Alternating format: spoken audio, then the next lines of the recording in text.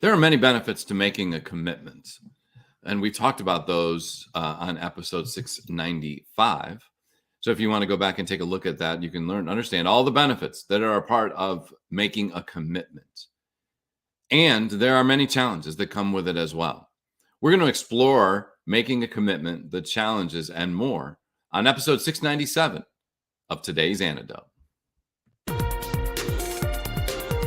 Stay tuned for today's Antidote, brought to you by the Renegade Success Network. Today's Antidote features a healthy dose of thought-provoking insights and information for business owners, entrepreneurs, leaders, and nonprofit professionals. Each day since March of 2020, this program has offered that one thing to help you continue on your own unique pathway to success. And now, Renegades, we bring you Bob Graham and Tom Brush.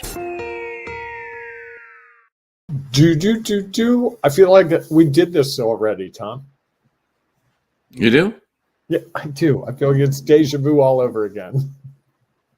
Fascinating. Well, sometimes that all happens. It does happen. How are you doing today? I'm doing well. Just so you know, people, we are recording this. So if you put comments, we will respond, but we probably won't respond to them live, and they probably won't be responded to on the screen. They won't go up on the screen. But I probably tomorrow morning, or today, as it were, Thursday morning, I will get up and do my live critique of our program because I really enjoy doing that. And I like to see how fast I can type. And I don't know if anyone pays attention, but I certainly enjoy it. So that's coming tomorrow morning. Or that's all that matters, that you enjoy it, correct? That's it. It's for me, right? Everything's for me. I didn't say that. I just said that it's good that you enjoy it. So we got to get rolling because that topic's a really good one. I love this topic today. All right. So let's, before we dive into it, though, we just want to welcome you to today's Antidote, our daily broadcast and podcast. Each weekday morning, we have a discussion around a topic. As I mentioned at the beginning, is this week's topic is making a commitment, and we'll discuss the challenges around making a commitment today. And as we're going through that conversation, if you have thoughts or ideas you would like to share, as Bob mentioned, please feel free to put them in the comments because we know that they add value to the show for people who are watching them now or who check up on the recording later. So please feel free to share your thoughts and ideas. At the end of our conversation, Bob and I will each offer our one thing, our today's antidote, that thing that we hope will help you when you're stuck, frustrated, or overwhelmed, figure out how to take your next step along your own unique pathway to success. And of course, if you have one thing that you'd like to share, we welcome you to put in your antidote as well, because we know that when you share your value, others will benefit from it. So don't hold back, because you would hate to think that you had the value that someone was desperately seeking and didn't share it with them. So before, though, we dive into our conversation, which we'll get to in a moment, we always share our celebrations. So, Bob, what are you celebrating today? I'm going to go back to a celebration from the weekend. I was way over the weekend at a retreat, and someone really special to me took care of my cat beautifully over the weekend. Spent a lot of time. I have a young cat. He's about 4 months old, and they can't be alone for long periods of time. So this person came and checked on the cat a lot. This person also made my space super homey by going out and buying little pumpkins and things like this, which is on my dining room table. It's got little pumpkins and little cornucopias and acorns. They're all plastic. Nice. And even cleaned my bathroom, and I have a closet where I just literally threw junk in. It was like that space we all have. Picture, if you ever watch Friends, Monica's closet where Chandler finally opens it and it all comes crashing out and it's floor to ceiling stuff. That was my closet. And I came home to a beautifully organized closet. Like, I had no idea that I had blue and orange and purple towels. That's how bad it was. So really, really a generous gift and an unexpected surprise. Nice. Good celebration. Yes. Thank you for sharing that with us. How so about my you? celebration today is that after a long night of driving and finishing up this morning, my wife and I will be heading to Dollywood at some point in Pigeon Forge, Tennessee. Nice. A place that I know she finds great happiness and I enjoy it as well. And so I'm looking forward to being a part of that. Thus, the reason that we are recording today's show. Go. So, Bob, we've been talking all week about making a commitment. We talked a little bit about what it was. We talked about the benefits. Yesterday, we talked a little bit about for how long that commitment is. And we got into some what happens when you have conflicting commitments, which might be one of the challenges we discussed today. So today, we're talking about all the challenges that come along with commitments. What thoughts do you have to share? I've got lots of thoughts to share. I mean, first of all, I think that one of the challenges is, what are we really committing to? I think we can throw the word commitment around as a very simple thing. Well, I'm committing to do that. And it's a throwaway. And there are also bigger commitments that we make that over time may not be suitable to us anymore. You know, you talk about people who get divorced. You talk about people who sign contracts for jobs. And I know someone who was he had a contract with the job for 5 years. And after 18 months, they parted ways because it just didn't work for the two parties. So he made a 5-year commitment, but in that 18 months, they both kind of agreed it wasn't working out the way it would be. So I think one of the challenges is, what are we really committing to? I think another part of it is the idea of what is behind the commitment. So if I make the commitment to eat more healthy, what is really the core thing I'm trying to do? I'm trying to be healthy so I can live longer. And so maybe eating healthy is part of that, but also getting good sleep, exercising, and there's more around these commitments. And I think the third challenge I see is I beat myself up when I make a commitment and I don't fulfill it.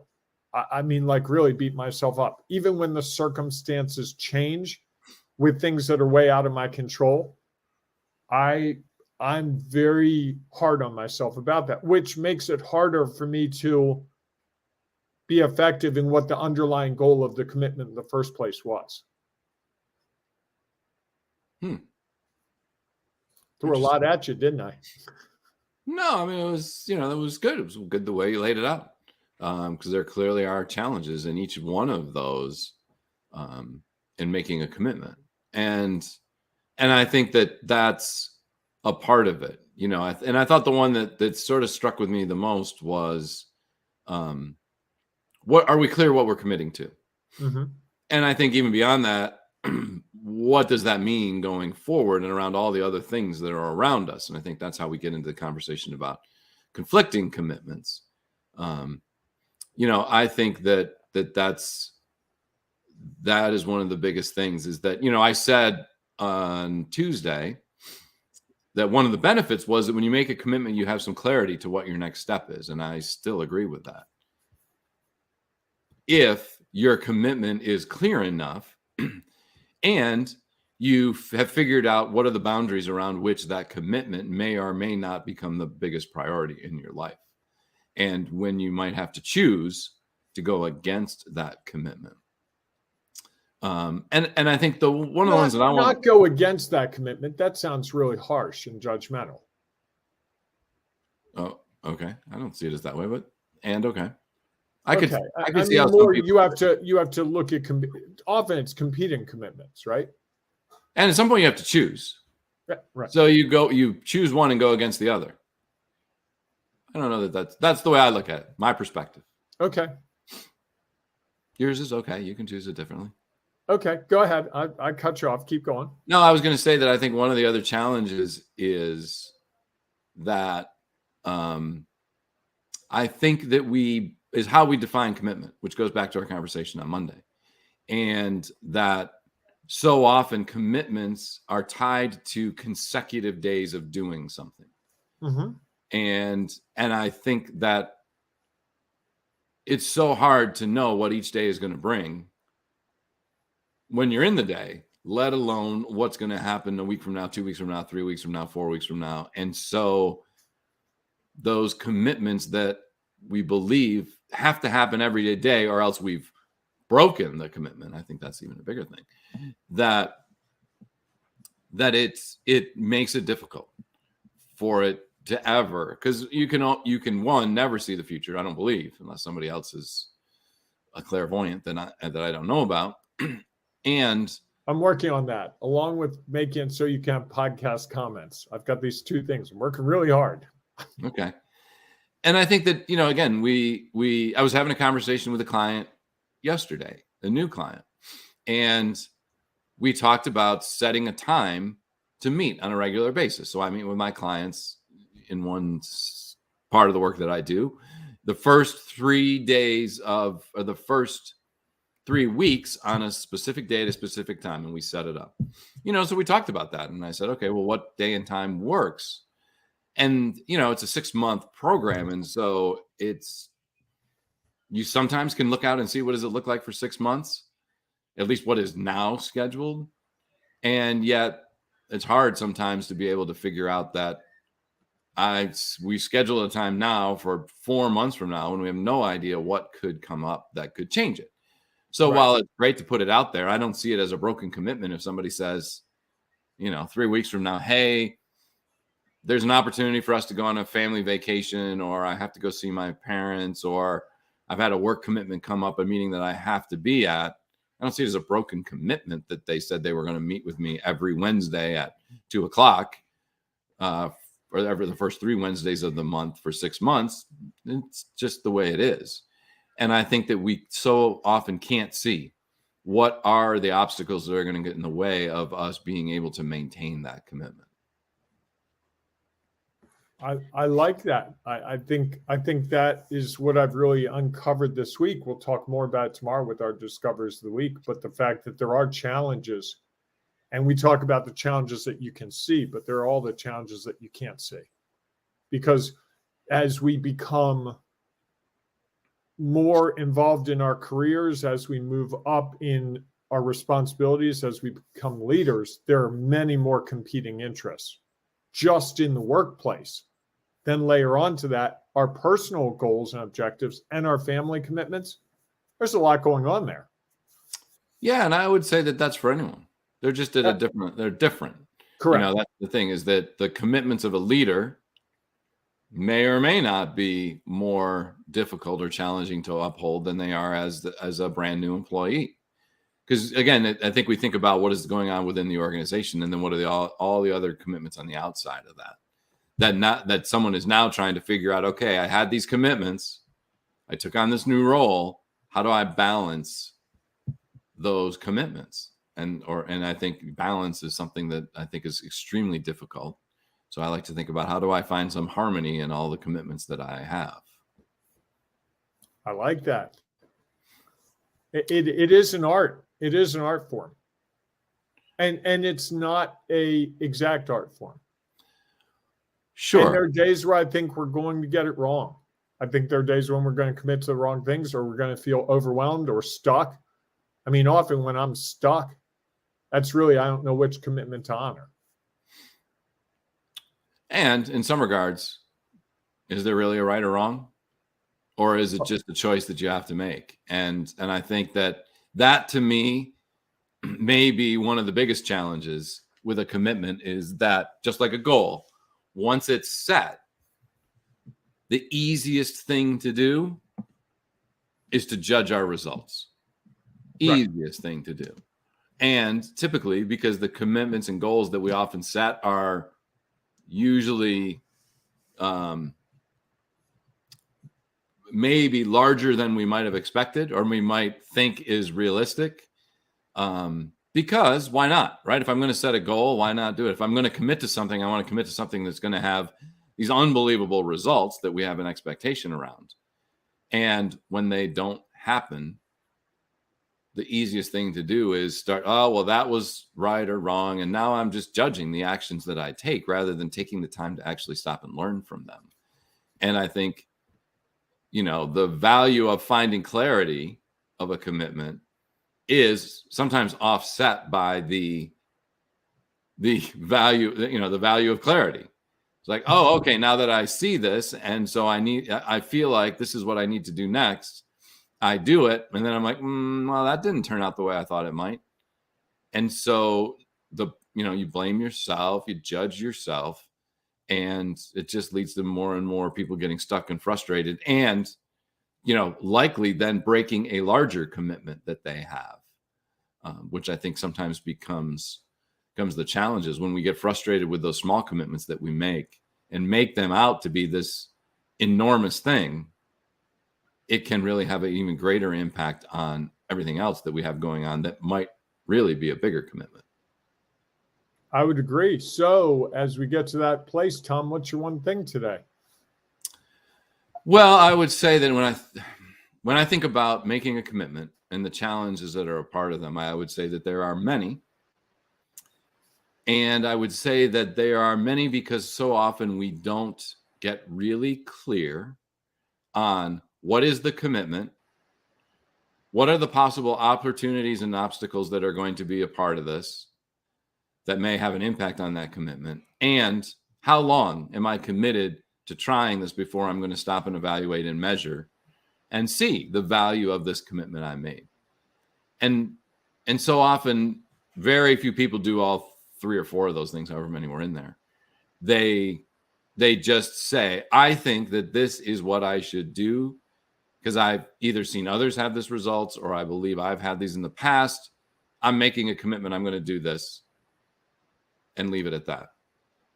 And that clarity gets lost in there's not the detail that provides the crystal clear clarity that I think many times is really beneficial to us trying to achieve the things we're trying to achieve. Okay, I like that. I'm going to go with something a little different. That's that I think we have to give ourselves grace. I know I'm the last guy you would think would be the one to say that because I struggle so hard with that. But I think one of the big challenges to a commitment is when we don't honor it, whether it's big or little. I think often we get in the habit of just beating ourselves up and saying, well, I missed a day of my diet. Now I'm not going to do it anymore because I failed. Or I didn't make my 10 calls today, so I failed.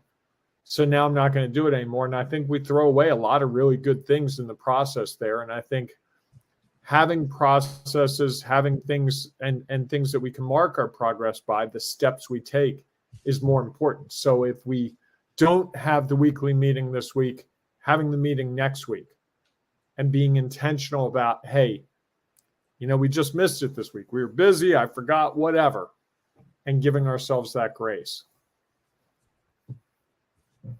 I like that. All right, everyone, if you have your one thing you'd like to share, please feel free to put it in the comments because we know it'll add value to those who are watching now or watching later on the recording. And if you haven't been listening to the podcast, sorry, we know that there's, even though Bob's still working on it, there's not the opportunity to comment on a podcast. So we've created that opportunity for you to participate in our 2 groups. If you're a LinkedIn person, go to Renegade Success Network for Leaders. Join us in that group. If you're a Facebook person, join us in the Ring of Renegades because we'll be talking about making a commitment all week. And you can share your antidote around the challenges of it. And tomorrow, we're going to wrap it all up as Bob, Discoveries of the week. Can't wait. We'll do our discoveries of the week around making a commitment. And I would imagine that some of the value you have shared may lead to what our discoveries might be. So we look forward to seeing you inside of those groups. If not, we'll see you tomorrow morning, 7 a.m. Eastern time for our next episode of Today's Antidote. Have a great day, everyone. Hey, embrace the renegade in you. And my cat even says, embrace the renegade in you. And if a cat can say it, it's important. Fair enough. All right, go out and make it a great day, everyone. We'll see you soon. Thanks for listening to Today's Antidote, powered by the Renegade Success Network. The Renegade Success Network helps you confidently create your own unique pathway to success. To learn more about the Renegade Success Network and how you can take your next step, follow us on Twitter, connect on LinkedIn, or join the Ring of Renegades Facebook group. For full details on how you can join our community, go to renegadesuccessnetwork.com. Embrace the renegade in you.